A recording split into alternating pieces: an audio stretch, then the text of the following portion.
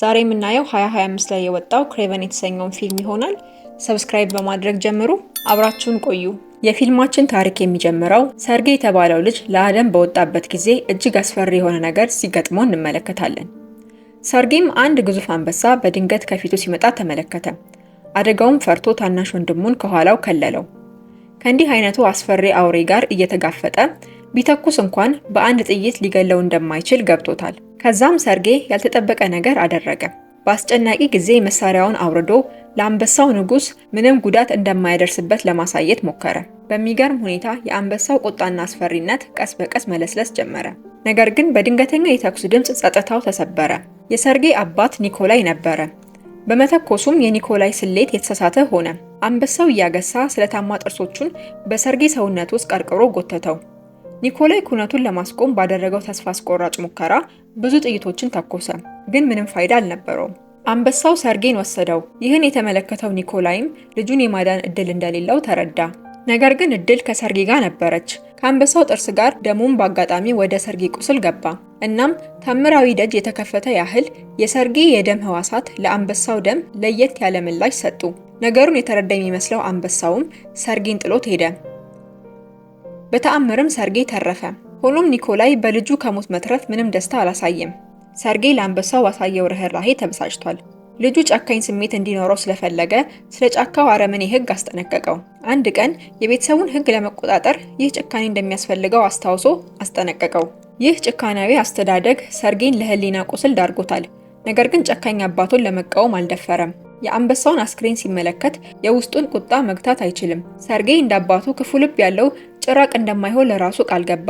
በትካዜ ውስጥ ሆኖ ብዙም ሳይቆይ ከዓመታት በፊት በቤት ውስጥ ጥቃት ተማራ ራሷን ስላጠፋችው እናቱ አሰበ። በዚህ ንዴት ውስጥ በብስጭት ተሞልቶ ለዘላለም ከቤቱ ወጥቶ ለመጥፋት ወሰነ። ከመሄዱ በፊትም ለእሱ ጥልቅ ትርጉም ያለው የሚመስለውን ሚስጥራዊ ካርድ አወጣ። ከዛም በጥንቃቄ ወደ ጣሪያው ሲወጣ ከእግሩ በታች የነበረው የወለል ምንጣፍ በድንገት ተሰነጠቀ። መሬት ላይ ክፉኛ እንደሚጋጭ ቢያስብም በምትኩ በቀላሉ አረፈ። ሰርጌ የተከሰተውን ነገር ማመን አልቻለም። ነገር ግን ጉዳዩን ለማሰብ ጊዜ አልነበረውም። ወደ እናቱ የትውልድ ከተማ ረጅም ጉዞ ጀመረ። በሩሲያ ሩቅ ምስራቅ ውስጥ ወደምትገኝ ሰፊ የሳር ምድር። የተፈጥሮውን አስደናቂ ሕይወት እየኮመኮመ ባለበት አንድ አስደንጋጭ ድምፅ በድንገት አስገመገመ። ሰርጌ በፍርሃት ወደ ኋላ ተመለከተና የዱር ጎሾች መንጋ ከርቀት ወደ እርሱ ሲገሰግሱ ተመለከተ። እንደዚህ አይነት ጥቅጥቅ ያለ ግርግር ሲገጥመው ኃያል አንበሳ እንኳን ወደ ኋላ ያፈገፍጋል። መደበቂያ ያጣው ሰርጌ ግን ሜዳ ላይ ጆሮውን ሸፍኖ የሚሆነውን መጠባበቅ ጀመረ። የሚገርመው ግን የጎሾቹ መንጋ አልረገጡትም። ይልቁንም ፈቀቅ ብለው በሁለት አቅጣጫ ተከፍለው ሮጡ።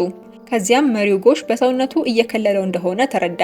መንጋው ካለፈ በኋላም ይህ የጎሽ ንጉስ በመጨረሻ ሄደ። ሰርጌ ከዚህ ክስተት በኋላ ከእንስሳት ጋር መግባባት መቻል ብቻ ሳይሆን የአካላዊ ችሎታው ከሰው በላይ መሆኑን እየተረዳ መጣ። በትንሽ ጉልበት ብቻ ከ100 ሜትር በላይ ጦር መወርወር ይችላል። ፍጥነቱም ከአቦ ሸማኔ ፍጥነት ጋር የሚወዳደር ነበረ። ያለ ድካም በቅጽበት የሚሮጥ ሚዳቋን መያዝ ይችላል። ድንገታዊ ኃይሉ በጣም አስደናቂ ነው። የእግር ጣቶቹ ግፊት በአየር ላይ ያስወነጭፉታል። በቦይ ጅረት ውስጥ ያሉትን የውሃ ጠብታዎች ብዛት መለየት እስኪችል ድረስ የመስማት ችሎታው አሻቀበ። ከዕለታት በአንድ ቀን በሸለቆ ውስጥ የተኩስ ድምፅ ሰማ። በፍጥነት ከፍ ያለ ዛፍ ላይ ወጥቶ 1 ኪሎ ሜትር ርቀት ላይ ሁለት አዳኞችን ተመለከተ። ሰርጌ እነሱን ለማስቆም በፍጥነት ወደ አዳኞቹ ሄደ። ሲደርስ ግን ዘግይቶ ነበረ። በደርዘን የሚቆጠሩ ጎሾች መሬት ላይ ወድቀው ሲመለከት የቁጣ ወላፈን በእሱ ውስጥ ተቀሰቀሰ። እርምጃ ከመውሰዱ በፊት አዳኞቹ በቀጥታ ወደ እሱ በመምጣት ወዲያውኑ ከአካባቢው እንዲሸሽ ያስፈራሩት። እነዚህ ቃላት የሰርጌን ውስጣዊ አውሬ ከተኛበት ቀሰቀሱት።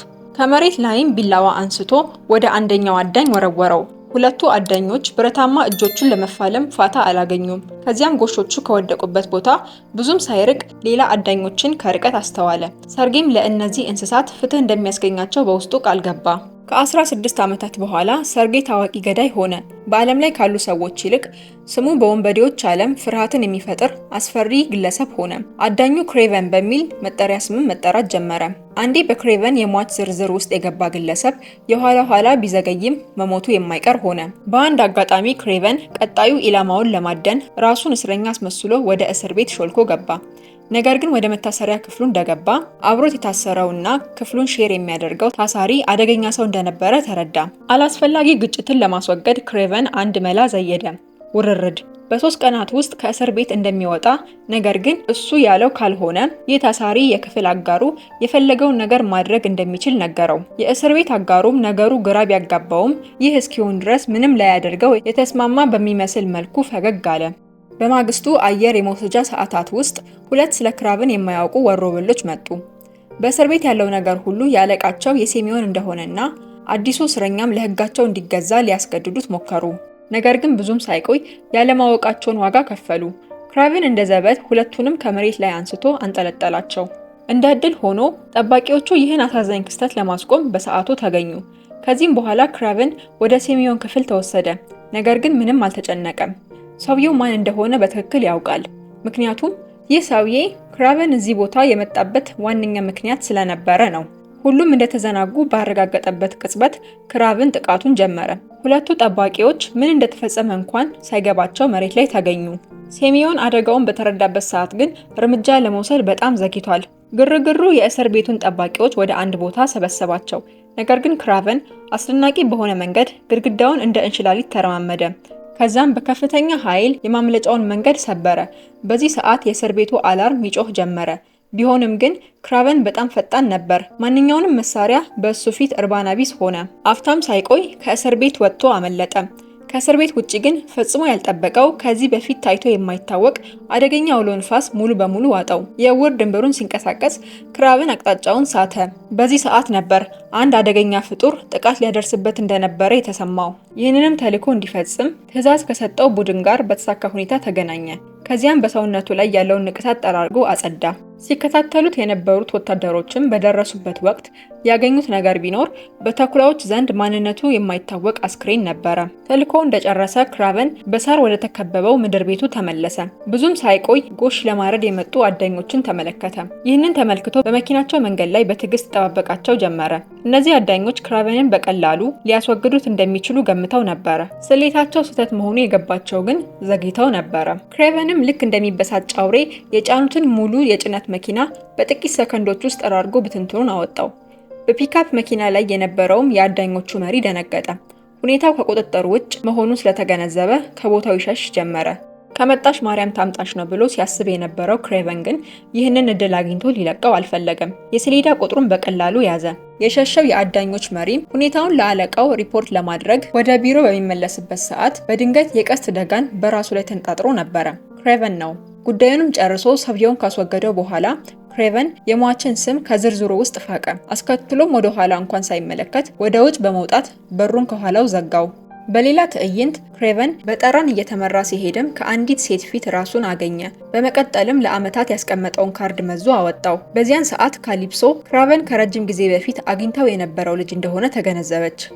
ከዓመታት በፊት ክራቨን በአንበሳ እየተጎተተ ሲወሰድ ካሊፕሶና ቤተሰቦቿ በአቅራቢያው ይጓዙ ነበረ። ከአደጋ ይጠብቃት ዘንድ ከጉዞዋ በፊት አያቷ ከርደድ ያለ ካርድ ሰጥታት ነበረ። አያቷ በቤተሰብ ውስጥ ለብዙ ትውልዶች ሲወርድ ሲወረድ የነበረ ሚስጥራዊ ዕፀ ፈውስ በብልቃጥ ውስጥ ለካሊፕሶ አሳልፋ ሰጥታት ነበር። የእድል ጉዳይ ሆኖ ካሊፕሶ አንበሳው ልጁን በጥርሱ ሰቅዞ ይዞት በነበረበት ሰዓት ትደርሳለች። አንበሳውም በዚህ ሰዓት ልጁን አልጎዳውም። ይልቁንም ካሊፕሶን ሲመለከታት ገዳይ አይኖቹን ወደ ተማጽኖ አይኖች ተቀይረው ነበረ።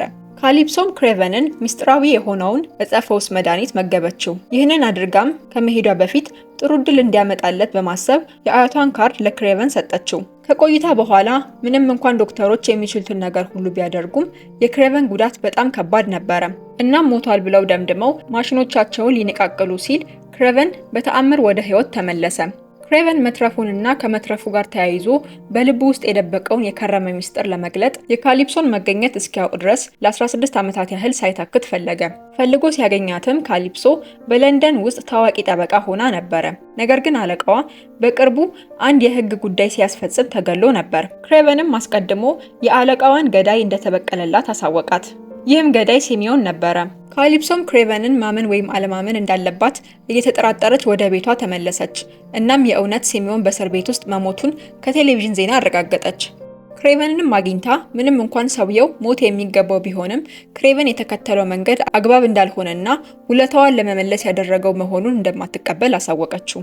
ይህ በእንዲህ እንዳለ የሴሚዮን የሞት ዜና ወደ ራይኖ ጆሮ ደረሰ። ራይኖ በአንድ ወቅት በክሬቨን አባት ስር የነበረ ትንሽ ወሮ በላ ነው። ተጽዕኖውንም ለማስፋት የሟቹ ሴሚዮን የቀድሞ የቀኝ እጅ የነበረው ኦማር ጋር አብሮ ለመስራት ተስፋ በማድረግ ስብሰባ አዘጋጀ። ነገር ግን ኡመርና ጓደኞቹ ራይኖን ባዩት ጊዜ ያሳያቸው ጽድት ያለ አለባበስና ጥሩ ስነ ምግባር ራይኖ ወይንም አውራሪስ ከሚለው አስፈሪ ስሙ ጋር ሊመሳሰልላቸው አልቻለም። እሱም ኃይሉን ለማሳየት ከቦርሳው ጋር የተገናኘውን ቱቦ ነቀለው። ቀስ በቀስም እጁ መለወጥ ጀመረ። ነገሩ ያላማራቸው የኡመር ሰዎች ደንግጠው ተኩስ ከፍተው ራይኖን መሬት ላይ ጣሉት። ነገር ግን አልሞተም። በአንጻሩ ራይኖ እንደ ተራ ኩነት አቧራውን እያራገፈ ተነስቶ ቆመ። የሸሚዙንም ቁልፍ ፈቶ ጥይቶችን ከቆዳው ፈልቅቆ አወጣቸው። የነቀለውንም ቱቦ ዳግም እንዳገናኘ ወደ ቀድሞ መደበኛ ስጋው ተመለሰ። ይህ አስፈሪ ጭራቅ ሲገጥመው ኡመር እሱን ከመከተል ውጪ ሌላ አማራጭ እንደሌለው ተረዳ። የራይኖን ትዕዛዝ ተከትሎ ኡመር ከክራቨን አባት ኒኮላይ ጋር ስብሰባ አዘጋጀ። ኒኮላይ በአለቃቸው ሞት ማዘኑን ገልጾ የሚፈልጉትን እንደሚሰጣቸው ቃል ገባላቸው። እንደ እውነቱ ከሆነ ግን ኒኮላይ በራሱ የእዝ ሰንሰለት ስር ሊያደርጋቸው እያታለላቸው ነበረ። ጥቂት ቃላትን ከተናገረ በኋላ የሆነ ችግር እንዳለ ተሰማው። በዚህ ሰዓት ራይኖ የላካቸው ገዳዮች ደፈጣ ከፈቱበት። እንደ ዕድል ሆኖ ኒኮላይ ለእንደዚህ አይነት ጥቃቶች ዝግጁ ነበረ። ነገር ግን የመጨረሻ ልጁ ዲሚትሪ በጣም ፈርቶ ስለነበረ ተደበቀ። ይህም ኒኮላይን በጣም አበሳጨው። ዲሚትሪ እንደ ጀግና እንዲጋፈጥ እንጂ እንደ ፈሪ ቀንዳውጣ በቅርፊቱ ውስጥ ይቀረቀራል ብሎ አላሰበም። ያልተሳካው የግድያ ዜና በፍጥነት ወደ ራይኖ ደረሰ። በጉዳዩ በጣም የተናደደ ቢሆንም አልተገረመም። ከሁሉም በላይ ኒኮላይ ተራ ሰው እንዳልሆነ አሳምሮ ያውቃልና። በተመሳሳይ ጊዜ የእሱ ሰዎች የክራቨንን ከእስር ቤት ሰብሮ መውጣትን የሚያሳይ ምስል የያዘ ፍላሽ ዲስክ አመጡለት። ታዋቂው አዳኝ ክራቨን የኒኮላይ ልጅ መሆኑን ማወቁ ራይኖን እጅግ አስደነገጠው። አባትና ልጅ ቢታረቁ ደም መፋሰስ ይፈጠርብኛልም ሲል ሰጋ። ይህንን ተከትሎ ራይኖ አንድ ያልተለመደ ነፍሰ ገዳይ ላከ። ይህ ነፍሰ ገዳይ ልዩ ችሎታ ያለው ሰው ነው። ከሱ ጋር አይን ለአይን የገጠመ ማንኛውም ሰው ያለምንም ቅድመ ሁኔታ ወዲያውኑ ይሰለባል። ይህ በእንዲህ እንዳለ ክራቨን አደጋ ሊያጋጥመው እንደሚችል በፍጹም አልገመተም። በልደቱ ቀን ወንድሙን ሰርፕራይዝ ማድረግ ፈልጎ ባዶ እጁን ሰማይ ጠቀስ ወደ ሆነው ህንፃ ወጣ። ሁሉንም የአባቱን የክትትል መረብ በጥበብ አልፎ በመጨረሻም ከዲሚትሪ ጋር ተገናኘ። ክራቨን ከቤት በሸሸበት ጊዜ ዲሚትሪ ከእርሱ ጋር ለመሄድ ለምኖት እንደነበረ አስታወሰ። ነገር ግን ክራቨን ፈቃደኛ አልነበረም። ባለፉት ዓመታት ዲሚትሪ በአባቱ ተጽዕኖ ብዙ ጊዜ ይሰቃይ ነበረ። በዚህ ጉዳይ ክራቨን ጥፋተኝነት ስሜት ከመሰማቱ በስተቀር ሊረዳው አልቻለም። ምንም እንኳን አባታቸው ኒኮላይ ነጋጠባ ዲሚትሪን ቢያጣጥለውም እሱ ግን አሁንም በአባቱ ፊት ሞገስን ለማግኘት ይጓጓል። ይህን ፍላጎቱን ክራቨን ከረጅም ጊዜ በፊት ስለተረዳ ወንድሙን ፍጹም ክፉ ከሆነው አባቱ ምንም ነገር እንዳይጠብቅ ይልቁንም ከማይመስለው ክፉ ሰው እንዲርቅ ወተወተው። ሐሳቡን የበለጠ ሊያብራራ ሲል አባታቸው በድንገት መጣ። ክራቨን የወንድሙን ልደት ማበላሸት ስላልፈለገ ፈገግ ለማለት ተገደደ። ከዝግጅቱ በኋላ ብቻውን መናፈሻ ውስጥ አደረ። በማግስቱ ጠዋት ለመሰናበት ሲዘጋጅ ክፍሉ ተዘርፎ ወንድሙ ጠፍቶ ተመለከተ። በቦታው የቀረው በወንድሙ አልጋ ላይ ያለ የደም ጠብታ ብቻ ነበረ።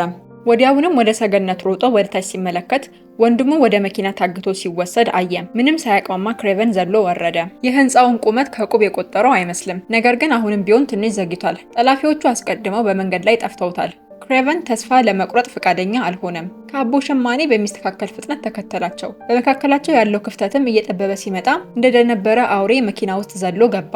አስከትሎም መስኮቱን ሰብሮ ወንድሙን ለማዳን ሞከረ። ነገር ግን መኪናው በፍጥነት እየተንቀሳቀሰ ነበር። እናም ክራቨን ያጋጠመውን አደጋ ለመሸወድ በሚሞክርበት ሰዓት ወደቀ። ጠላፊዎቹ ዲሚትሪን ወደ ሩቅ የባህር ዳር ቦታ ወሰዱት። ክራቨንም ተከትሏቸዋል። በውሃ ዳር ላይ ባለችው ሄሊኮፕተር ውስጥ ዲሚትሪን ይዘው ከመነሳታቸው ጥቂት ቀደም ብሎ በሄሊኮፕተሩ ክፈፍ ላይ ገመዱን ጠቀለለ። በእግሩም አጥብቆ በመያዝ ያለ የሌለ ጥንካሬውን ተጠቀመ። ነፍሰ ገዳዩም ሄሊኮፕተሩ ላይ ሆኖ መሳሪያውን ባወጣ ጊዜ ክራቨን ገመዱን ከመልክ ጋር አስሮ ጥይቶችን ሽላለ። በኋላም የብረት ቱቦ አስወንጭፎ አንደኛውን ተኳሽ ገደለው። በዚያ ቅጽበት ወደ አየር ዘሎ ገመዱን ተንጠለጠለበት። እጅግ ብዙ ሜትሮችን በመጎተት ባህሩን አቋርጦ ከታገለ በኋላ በመጨረሻ ሰዓት ሄሊኮፕተሯ ነፃ ወጣች። ክራቨንም ወንድሙን ሲወሰድ ከማየት በቀር በዚህ ሰዓት ምንም ማድረግ አልቻለም ነበረ። በሌላ በኩል ክራቨን የመመራመር አቅሟ የአጋቾቹን መደበቂያ እንደሚያስገኝ ተስፋ በማድረግ እርዳታ ፍለጋ ወደ ካሊፕሶ ሄደ። ምንም እንኳን እሷ ለማገዝ ብትስማማም ይህ እስከሚሳካ ድረስ ክራቨን ወደ አባቱ ሄደ። በሄደበትም ሰዓት አባቱ ኒኮላይ የተፈጠረውን ነገር አስቀድሞ ያውቅ እንደነበረ መረዳት ቻለ። አጋቾቹም የተቆረጠ ጣት በመላክ $20 ሚሊዮን የነፍስ ዋጋ ጠየቁት። ምንም እንኳን ገንዘቡ ለኒኮላይ ብዙ ባይሆንም በኒውዮርክ ውስጥ በጣም የሚፈራ ሰው ስለሆነ ልጄ ታገተ ብሎ ገንዘብ ከማውጣት በላይ ክብሩ በለጠበት። ከዚህ በተጨማሪ የተባለውን ቢከፍል እንኳን አጋቾቹ ልጁን በየትኛውም ቅድመ ሁኔታ እንደማይለቁለት ያምን ነበረ። ኒኮላይ አማራጮቹን ካመዛዘነ በኋላ ገንዘብ መክፈሉን ችላ ለማለት ወሰነ። የክሬቨን የመጨረሻ ተስፋም ተመናመነ። የአባቱ ዲሚትሪን መተው የተመለከተው ክሬቨን ጠላትን ብቻውን ከመጋፈጥና ወንድሙን በእጁ ከማዳን ውጪ ምንም አማራጭ እንደሌለው ተረዳ። እንደ ዕድል ሆኖ በካሊፕሶ በኩል በጎ ግኝት ተገኘ። ወንድሙ የታገተበትን ቦታ የካሊፕሶ ጓደኛ አግኝቶት ነበረ። ነገር ግን ጓደኛዋ መረጃዋን ካቀበላት በኋላ ከአደገኛው ገዳይ ጋር ተገናኘ። ምንም እንኳን ይህ ጓደኛዋ ቀድሞውንም ከድቷት የነበረ ቢሆንም መረጃ አሳልፎ እንደሰጠ ሲረዱ ግን ገደሉት። የአጋቾቹ ማረፊያ በገደል አፋፍ ላይ ነበረ። ነገር ግን ይህ ለክሬቨን ምንም ፈተና አልሆነበትም። እንደ እንሽላሊት እየተሳበ በፍጥነት ወደ ምሽጉ ዘልቆ ገባ።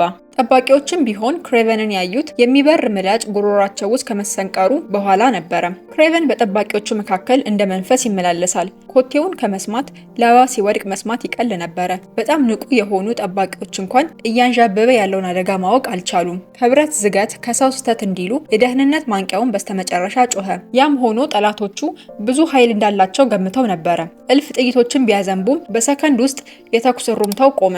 ቡድኑን እየመራ የነበረው ኡመር ለመታገል ሞክሮ ነበር። ነገር ግን በክሬቨን ቅጽበታዊ ቡጢ በአፍጢሙ ተደፋ። ክሬቨንም ከወደቀበት ተነስቶ ስለ ወንድሙ ሁኔታ ሲጠይቅ ሌላ አደጋ እንደተጋረጠበት ተረዳ። ከቅርብ ርቀት ወደ እሱ የተተኮሰ ሮኬት እየበረረ መጣ። ለማምለጥ ጊዜ አልነበረውም። ያሉበት ህንጻም ተደርምሶ ክሬቨንና ኡመር አብረው ወደ ታች ወደቁ። ፍንዳታው የመሬት መንሸራተት ቀሰቀሰ። ክሬቨን ያለውን ብቸኛ የመረጃ ምንጭ ለመጠበቅ ኡመርን ከሚወድቀው ፍርስራሽ ለመከላከል ሰውነቱን ተጠቀመ። ግንቡ እንደገና ሲፈነዳ ክሬቨን በጊዜ ማምለጥ አልቻለም። ስለሆነም ሙሉ በሙሉ በፍርስራሾቹ ውስጥ ተቀበረ። ከዚህም በኋላ ነፍሰ ገዳዩ ለአለቃው ፎቶግራፍ አንስቶ ለመላክ በፍርስራሽ መሃል የክሬቨንን አስክሬን ለመፈለግ በዝግጅት ላይ እያለ ክሬቨን በድንገት ከኋላው ተከሰተ። ሁለቱ ገዳዮች ምላሽ ከመስጠታቸው በፊት ክሬቨን በተለመደ ቅልጥፍናው አስቀድሞ እርምጃ ወሰደባቸው። ይህ በእንዲህ እንዳለ ዲሚትሪ ወደ ራይኖ ቀረበ። ራይኖም ባልተጠበቀ መልኩ ዲሚትሪን ላለመጉዳት ወሰነ። በምትኩ ራይኖ ያልተለመደ የርህራሄ ብልጭታ ያሳየው ጀመር። በአባቱ ለረጅም ጊዜ ችላ የተባለው ዲሚትሪ ከራሱ ያለፈ ታሪክ ጋር የሚመሳሰል ሰው እንደሆነ ማመን ጀመረ። የዲሚትሪን እምነት ለማግኘት ራይኖ ደብቆት የነበረውን ሚስጥሩን ገለጠለት። በጣም ከባድ የሆነ የስነ ህይወታዊ ሙከራዎችን እንዳደረገና ይህም አሁን የደረሰበትን ማንነት እንዳጎናጸፈው አስረዳው። ይህም በማድረጉ ከፍተኛ ጥንካሬ ቢሰማውም ከባድ ህመም እንደሚሰማው ነገረው። ያለበትን አስከፊ ገጽታ ቢጠላውም ጠንካሮች ብቻ በሚከበሩበት ዓለም ከዚህ ውጪ አማራጭ የሌለው መሆኑን ነገረው። ዲሚትሪን በሰማው ታሪክ ተመሳሳይ የሰውነት ለውጥ ለማድረግና ስልጣኑን ተጠቅሞ የኒኮላይን የወንጀል ግዛት ለመቆጣጠር እንደሚስማማ ተስፋ አድርጎ ነበረ። ልክ በዚያን ጊዜ የራይኖ ሰዎች ሰርጎ ገብ ወደ ህንጻቸው ዘልቆ እንደገባ ሪፖርት አደረጉ። ሁሉም ሰዎች መሳሪያቸውን መዘዙ። ራይኖ ክሬቨን በዚህ ፍጥነት ይደርሳል ብሎ አልጠበቀም ነበር። ነገር ግን የአሳንሰሩ በሮች ሲከፈቱ ክሬቨን አልነበረም። ፈረንጁ ወይንም ዘፎሬነር ተብሎ የሚጠራው ሰው ነበረ። ፈረንጁ መነጽሩን በወለቀበት ቅጽበት ሁሉም ሰው ወደ ህልም ዓለም ተሰናበተ። በኮሪደሩ ላይ ልክ እንደ መንፈስ ተንሸራቶ ቀጥታ በዲሚትሪ ፊት ተገተረ። ከዛም ራይኖ ክሬቨንን ከመያዙ በፊት ዲሚትሪን እንዳይገለው አስጠነቀቀው። ምክንያቱም ክሬቨን ከወንድሙ በቀር ምንም አይነት ደካማ ጎን እንደሌለው ስላወቀ ነበረ። ከዚያም ከኪሱ ውስጥ አንድ ከሳይቤሪያ ያመጣውን ብርቅዬ ዝርያ ያለው እንግዳ ተክል አወጣ። ክሬቨን በእነዚህ ተመሳሳይ ተክሎች የተመረዙ ቀስቶችን ለመፍጠር ይጠቀምባቸዋል። እነዚህ ተክሎች ከየት እንደሚገኙ ከታወቀ ክሬቨንን መከታተልና ማደን ቀላል ነው ሲሉም አሰቡ። ይህ በእንዲህ እንዳለ ለካሊፕሶ ደህንነት በመፍራት ክሬቨን ሳይቤሪያ ወደሚገኘው መሸሸጊያ ወሰዳት። ቦታው በምርምር መሳሪያዎችና ብርቅዬ እጽዋት ተሞልቷል። ክሬቨን በአንድ ወቅት ያዳነው ጥንታዊ ዕፀ መፈውስ መድኃኒት እንደገና ለመፍጠር በማሰብ እጽዋትን እያጠና ቆይቷል። ነገር ግን ካሊፕሶ የመድኃኒት ቅመማውን አታውቅም ነበረ። የቅመማው ስርዓት ከሴት አያቷ ጋር አብሮ ጠፍቶ ነበር። በዚህ ሰዓት ፈረንጁና ራይኖ አስፈሩ የሆነ አዲስ መርዝ ይዘው ሰርቢያ ወዳለው መኖሪያ መጡ። በዚህ መርዝ የተወጋ ሰው ጥልቅ ፍርሃቱ ተቀስቅሶበት የአካል ክፍሎቹ ተዳክመውና በመጨረሻም በቅዠት ውስጥ ሆኖ ይሞታል። ብዙ ሳይቆይ ግን ያላሰቡት ችግር ውስጥ ገቡ። አደገኛ የሆነ ነገር ጫካ ውስጥ ተደብቋል። አንድ አቦ ሸማኔ ከዛፎች ላይ ወጣ፣ ግን እንደገና በፍጥነት ተሰወረባቸው። በግርግሩ ውስጥ ዲሚትሪ ወደ ጫካው ሸሸም። ራይኖ ወደ ክሬቨን ወጥመድ እየገቡ መሆናቸውን ሳያስተውል እሱን እንዲፈልጉት ቡድኑን ላከ። አደኑም ተጀመረ። ክሬቨን በጫካ ውስጥ እንደ መንፈስ ይንቀሳቀሳል። ገዳዮቹ ግን አንድ ጥይት እንኳን የመተኮስ እድል ሳያገኙ እስከ ወዲያኛው ተሰናበቱ። የቀሩት ሰዎች ደነገጡ፣ ነገር ግን ለመሮጥ ጉልበታቸው ከዳቸው። የሰዎቹን መጥፋት የተረዳው ራይኖ ሄሊኮፕተር አካባቢውን በቦምብ እንዲያጋየው አዘዘ። ነገር ግን ክሬቨን በጣም ፈጣን ስለነበረ ፈንጂዎችን በቀላሉ አስወገደ። እየተመለሰ ባለበት ቅጽበት ግን በተመረዘ ቀስት ተመታ። እይታውም ደበዘዘ። ሰውነቱን መንቀጥቀጥ ጀመረ። ወዲያውኑም ሸረሪቶቹ ከበቡት። በእርግጥም ክሬቨን በቅዠት ውስጥ ወድቆ ነበር። የክሬቨንን ልብ ለመስለብ የሚጥረው የፈረንጁ ድምፅ ጆሮ ውስጥ አቃጨለበት። ክሬቨን ህልሙን ከእውነታው መለየት አልቻለም። ለመታገል ሞክሮ ነበር፣ ነገር ግን ጉልበቱ ከዳው። ያለ የሌለ ኃይሉን ተጠቅሞ ቡጢ ሲሰነዝር ከእንጨት ምሰሶ በስተቀር ምንም አልመታም ነበረ። አቅሙ እንደከዳው በተረዳበት ቅጽበት ፈረንጁ ክሬቨንን ለመግደል ተጠጋ። ብዙም ሳይቆይ ሹል ቀስት ግንባሩ ላይ ተሰነቀረ። ካሊፕሶ ነበረች። ክሬቨን በሞት አፋፍ ላይ ሆኖ ስትመለከተው ሚስጥራዊውን መድኃኒት እንደገና ተጠቅማ ወደ አእምሮ መለሰችው። ይህ በእንዲህ እንዳለ ራይኖ ከራሱ ሰዎች አዳዲስ መረጃዎችን ተቀበለ። እናም ክሬቨን እንደሞተ ገመተ። ከዲሚትሪ ጋርም ወደ ቤታቸው ለመመለስ ተዘጋጁ። ከዚህ በኋላ ግን አንድ አስፈሪ እይታ አይኑ ላይ ገባ። ትልቅ የጎሽ መንጋ። ራይኖ ማንም ሰው ከእንደዚህ አይነቱ ጥቃት ሊተርፍ እንደማይችል ገመተ። በዝግታም ከጀርባው ቦርሳ ጋር የሚገናኘውን ቱቦ ነቀለ። ይህንም ተከትሎ ሰውነቱ በሰከንዶች ውስጥ መደንደን ጀመረ። መኪኖቹም በሰጋሪ የጎሽ መንጎች ፊት እንደ ወረቀት ተበጣጠሱ። ከዛም ክሬቨን በፍጥነት ተከሰተ። ራይኖም ከመኪናው ላይ ወጣ። አስከትሎም ክሬቨን የመጀመሪያውን ጥቃት ሰነዘረ። መኪናው ከቁጥጥር ውጭ ሲሽከረከር ራይኖ ለማምለጥ እንኳን አልሞከረም። ሰውነቱን አደንድኖ መኪናውን ገጨው። ኃይሉም ክሬቨንን ከሩቅ ጣለው። ራይኖም እንደገና መኪናውን አነሳው። ክሬቨን ርቀቱን በፍጥነት በማጥበብ ከጠላቱ ጋር ፊት ለፊት ተናነቁ። ነገር ግን ምንም ያህል ቢመታው ራይኖን ሊጎዳው አልቻለም። በምትኩም ክሬቨንን በደርዘን የሚቆጠሩ ሜትሮችን እያራቀ ይጥለው ጀመረ። ክሬቨን በጥቂቱም ቢሆን ደነገጠ። በድጋሚ ራይኖ መኪናውንና ክሬቨንን አሽቀንጥሮ ወረወራቸው። ግን ክሬቨን እንደገና ተነሳ ለአንድ የመጨረሻ እድል። አሁንም ግን በራይኖ ፈርጣማ እጆች ውስጥ ከመያዝ አልተረፈም። ከአቅሙ በላይ ሆነበት። ምንም የማሸነፍ እድል እንደሌለውም ተረዳ። እጅግም በዛለበት ሰዓት የራይኖን ደካማ ጎን አስተዋለ። እያንዳንዱን ጥንካሬውንም ሰብስቦ የብረት ዘንግ ወደ ራይኖ ደካማ ጎን ሰነቀረው። አሁን ላይ ራይኖ በህመም ውስጥ ሆኖ ጮሆ አገሳ። ክሬቨንንም ወረወረው። ይህ ድርጊት ግን ራይኖን ይብስኑ አስቆጣው። ከዛም ክሬቨን የብረት ገመድ በፍጥነት አወጣና በቀልጣፋ እጆቹ በራይኖ ወገብ ዙሪያ ላይ አጥብቆ አሰረው። ሌላውን ጫፍ ወደ ሰማይ ወርውሮ ከሰጋሪ ጎሾች ጋር አሰረው። ራይኖ በግዙፉ የጎሾች መንጋ ከተረጋገጠ በኋላ እላዩ ላይ የነበረው ትዕቢት ተመናምኖ ነፍስ ውጪ ነፍስ ገቢ ላይ ባለበት ሰዓት ክሬቨን የመጨረሻውን እርምጃ ወሰደበት። ራይኖንም ከዚህ ዓለም አሰናበተው። ነገር ግን ነገሩ በዚህ አላበቃም። የእስር ቤት ሰበራውን ቪዲዮ ለራይኖ አሳልፎ የሰጠው አባቱ እንደሆነ ተረዳ። አባቱ በተጋፈጠውም ጊዜ እውነታውን ምንም አልካደውም ነበር። ሚስጥራዊው አዳኝ ክሬቨን የገዛ ልጁ ሰርጌ እንደሆነ አስቀድሞ ያውቅ እንደነበረ ነገረው። ራይኖን ለማስወገድ ለወንድሙ ያለውን ፍቅር እንደ መሳሪያ እንደተጠቀመበትም ተረዳ። በዚህ ንዴት ውስጥም ሆኖ ግን አባቱን ለመግደል የሚያስችል ወኔ ሊመጣለት አልቻለም። ነገር ግን ከአባቱ ጋር ወሬውን ጨርሶ እንደሄደ የጅብ ጩኸት ከጫካው ውስጥ አስተጋባ። ኒኮላይ በድንጋጤ ጠመንጃውን ያዘ፣ ግን በውስጡ ምንም አይነት ጥይቶች አልነበሩትም። ድቡም ኒኮላይ ላይ ተከመረበት። ክሬቨን ግን ወደ ኋላ ዞሮ ሳይመለከት መንገዱን ቀጠለ። ከዓመት በኋላ ክሬቨን በወንድሙ የልደት ቀን ተገኘ። ግን ለወትሮ ደካማ የነበረው ወንድሙ አሁን የአባታቸውን ንግድ ሙሉ በሙሉ ተቆጣጥሮ አገኘው። ክሬቨን በነገሩ ግራ ገባው። ወንድሙ ቀጣዩ ኒኮላይ እንዲሆን አልፈለገም። ከግብዣ በኋላ ሊያናገረው ቢሞክርም ቀጥሎ ያየው ነገር ግን እጅጉን አስደነገጠው። ዲሚትሪ ከረጅም ጊዜ በፊት የዶክተሩን ሙከራ በድብቅ ተቀላቅሎ እንደነበረ አወቀ። ክሬቨን ይህንን ማመን አልቻለም። በአንድ ወቅት የሚያውቀው አይናፋር ታናሽ ወንድሙ ሁሉንም ከጀርባው ያቀነባበረ ተንኮለኛ ሰው ሆኖ አገኘው። ክሬቨን የጨዋታው ኮርኪ እንጂ መሐንዲስ እንዳልሆነ ተረዳ። እናም ይህ ተንኮለኛና እስስት የሆነ ወንድሙ ዓለም አይቶት የማያውቀውን የተለየ ጥፋት ያመጣ ይሆን? ሀሳባችሁን ኮሜንት መስጫው ላይ አስቀምጡልን። የዛሬው ፊልማችን ይሄን መስል ነበር። ሀሳብ አስተያየት ካላችሁ ኮሜንት ላይ አስቀምጡልን። ላይክ እንዲሁም ሰብስክራይብ በማድረግ ስራችንን አግዙን። እናመሰግናለን። ቻው።